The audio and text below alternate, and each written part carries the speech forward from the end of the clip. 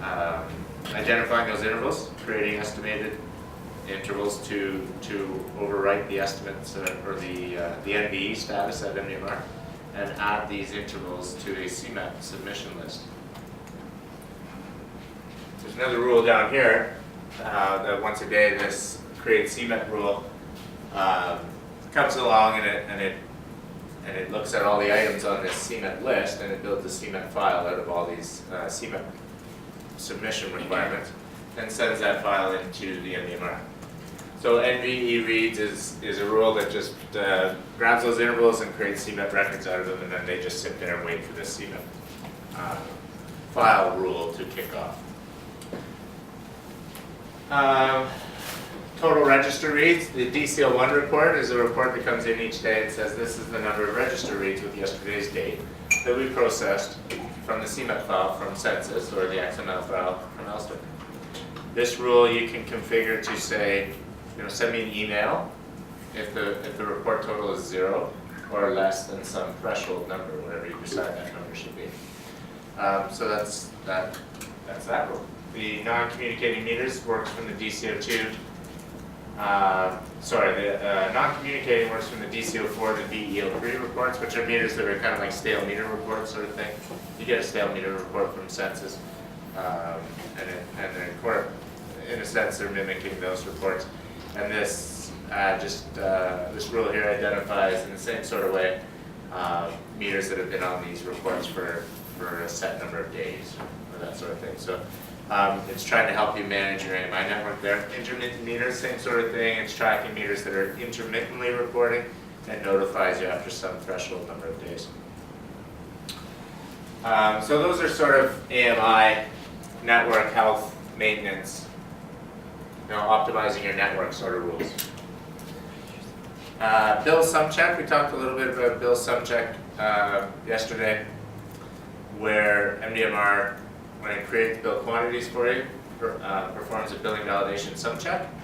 And so if you get bill quantities back, you're hoping for transaction code 00, which means that MDMR was able to find 2 register reads that bound your bill period, and we're able to confirm that the sum of the intervals across your bill period matches the difference in registers across your bill period. If MDMR can't find register reads to do that billing validation sum check, they will send you the determinants, the consumption values, with a transaction code 7. If they find register reads and they are able to do the math, but the math doesn't work, some of the intervals is different than the difference in registers, they'll send you back the consumption values with a transaction code 6.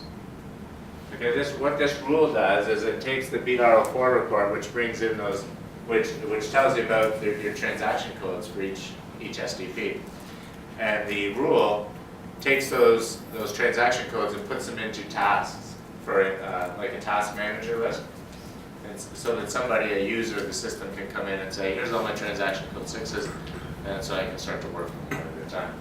You can go and look at the interval data and see what's wrong with the interval data, and then resubmit data accordingly. Same with transaction code 7, creates a list for you. You come in and say, all of these SDPs were missing a register read at the end of my bill period. I need to create a register read, send it in so that MDMR can properly perform that billing validation sum check. So that should be a useful rule in helping you manage billing exceptions. It sort of sorts them for you and puts them into queues, but there's still some work to be performed by a user of the system. Okay, so that's message sum check. So message sum check is sort of like a bill sum check, except message sum check happens across the meter transfer block, not across an entire bill period. It's a check that the sum of the intervals matches the difference in registers across, say, a day, maybe a 24-hour period. If MDMR, depending on your VE service code, these thresholds are different. VE service code 3, the sum of the intervals must match the difference in registers to within 0.25 kilowatts. So that would probably be the threshold that you would have set for your census network. And then the Elster one, because of the rounding in the meters, interval data comes in from Elster at 2 decimal places, and register reads come in with no decimal places. So it's a little bit wider threshold, 1 kilowatt, I believe. what it's set at. So you get message some check failures if some of the intervals don't match those thresholds. And what the ODS will do is identify these some check exceptions from the VE1 and 11 report and resubmit interval data to fix those for it. We want to fix message some checks every day because they typically contribute to billing some check exceptions. Okay, so those rules are all fairly easy to understand. I think they're based on MDMR reports. Once you get familiar with the reports, you'll have a better idea of what these rules are doing. The ones I've left till the end are a little bit more complicated, the backfill and frontfill rules. These are the ones that will identify data resubmission requirements for your meter work, meter removal processes, new installations, and meter changes. So I'm just going to hop back into that meter removal diagram that we were looking at yesterday to try and illustrate this backfill rule.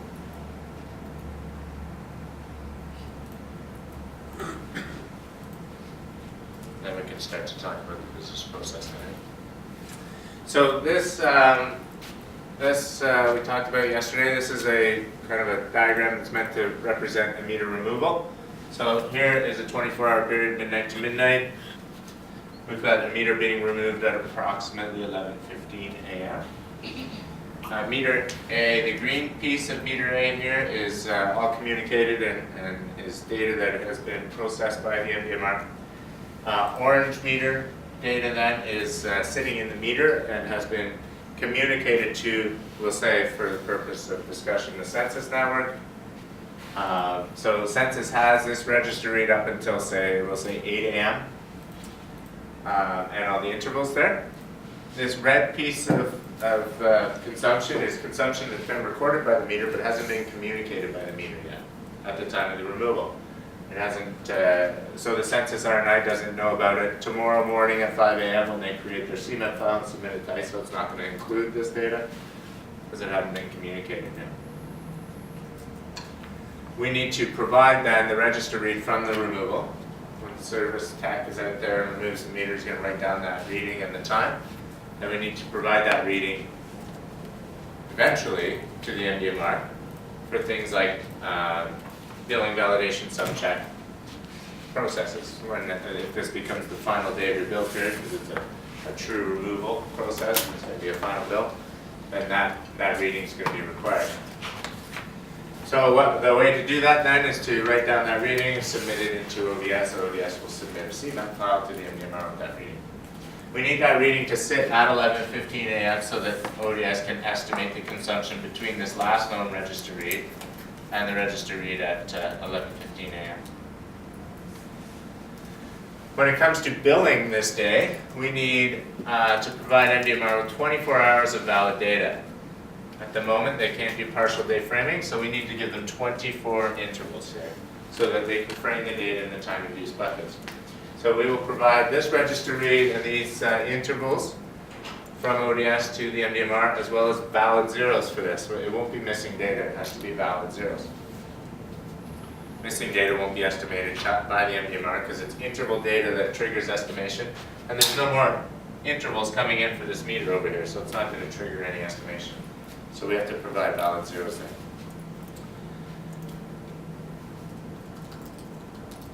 Oh, right, I was talking about the rules, right? The backfill rule. I was wondering where I was going with this. Okay, so the backfill rule. What the backfill rule will do is if you provide this register read to the ODS, what the backfill rule does is, and the front fill does the same thing, and sometimes I get the names mixed up, but what it's going to do is the ODS will take this register read and it will make a copy of it and put it here at midnight. When the ODS has that reading there at midnight, based on the time of day that it does its estimation, when it comes along to perform estimation, because it's got this reading here sitting at midnight, it can fill in this gap with zeros now. And it will fill it in with zeros because the register read's the same.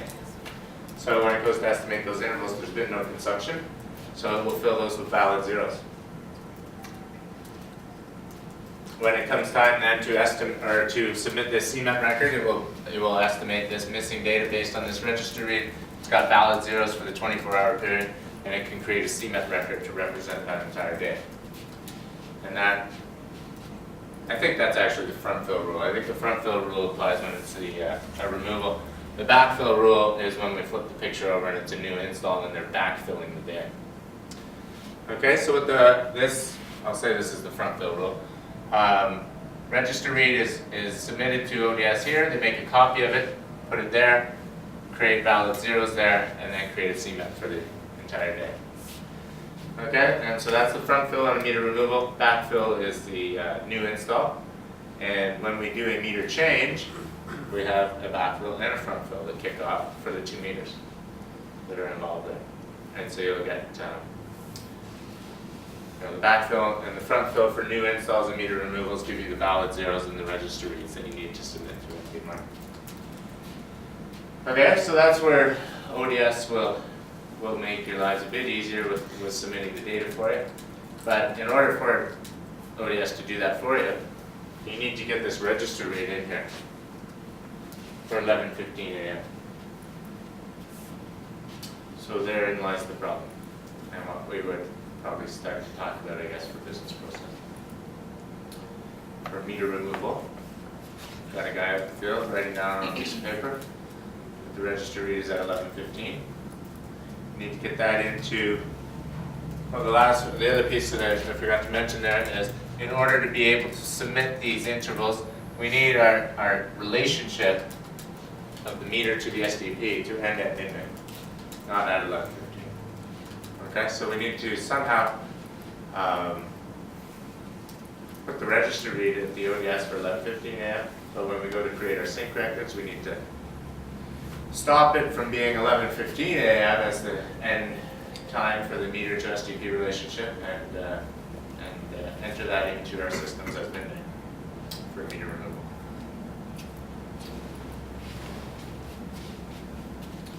And perhaps that's the best solution for the time being. Is as sync operators, we can come along and enter the register reads into the meter sense computer. So that would take care of the register reads. We could manually enter these register reads here and here, and that would allow in this case, the front fill rule to kick off and create CMEP records.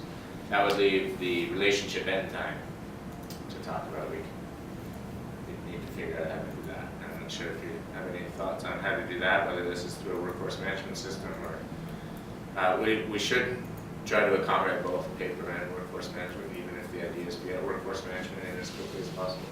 Because you will always have paper or trouble tracks to accommodate that need. Sorry, just a quick question. Yeah. So is the objective to record the transaction at midnight then? Like in terms of the sync? Yes, the in relationship this case it is. Meter removal has to be. So yesterday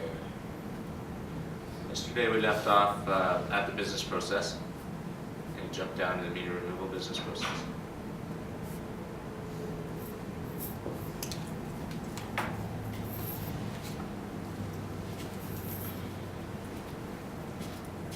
So, really, meter change time is very important. Put that on the order itself. Yes, we need to have the actual time so that we estimate that missing data into the right spot. So it's not spread out across the day. What about if census? We collect the data up till 2 a.m. That's what I mean. It could be right? the day before. And so that's why it's important then to write down the register read here, because if we don't and we only put it at midnight, any data that hasn't been collected by census will be estimated across the entire day. Because currently there could be days ago. Well, there could be, yeah. I mean, if there's a meter change that's happening because of a non-communicating meter. So then that would estimate right up to that number. Yeah, it would be estimated between here and the last piece of data that census got. It always will be. So, provided you get a register read, I mean, you might be performing a register read because the meter's been smashed. And the estimation will be done through the ODS? Yes. Yeah. As soon as you enter this register read into the ODS, it will look back to whatever it was received last and fill in that gap.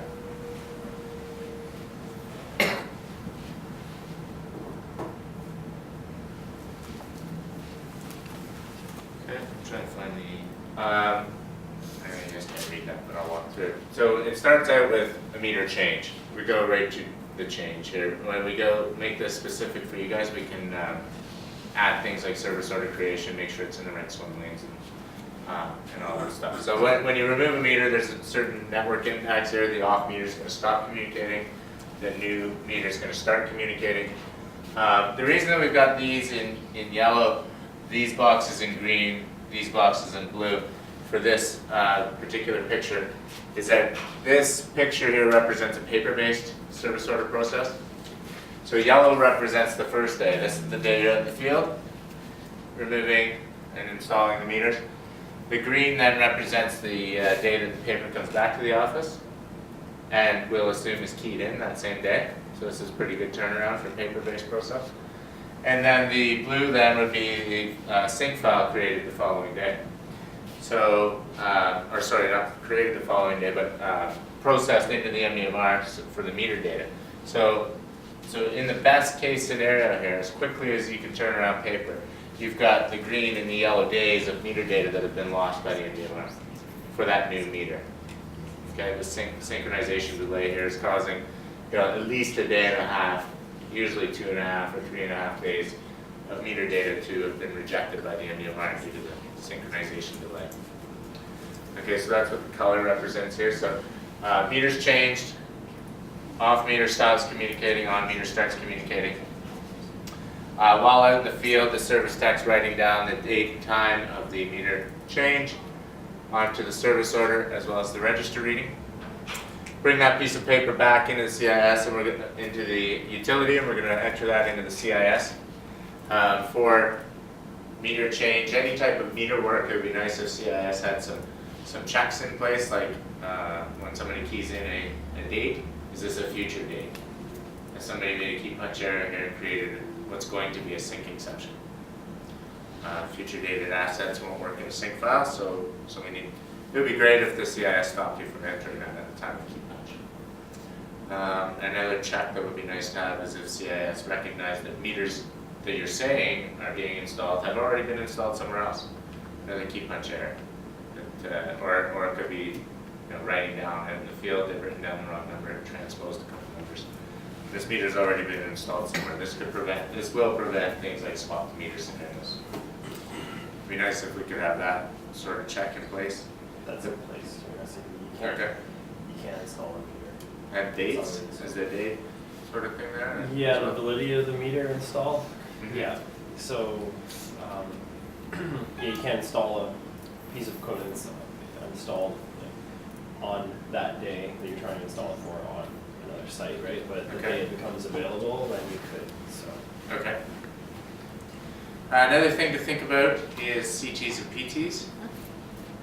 Is it possible to make CT-PT errors, like you remove a meter and the CT-PT goes back into stock, and then possibly a person who's keying it in forgets to reinstall the CT-PT? I mean, do CT-PTs belong to the meters, or do they belong to premises? No, they'll go into installation separately, together with the meter, but.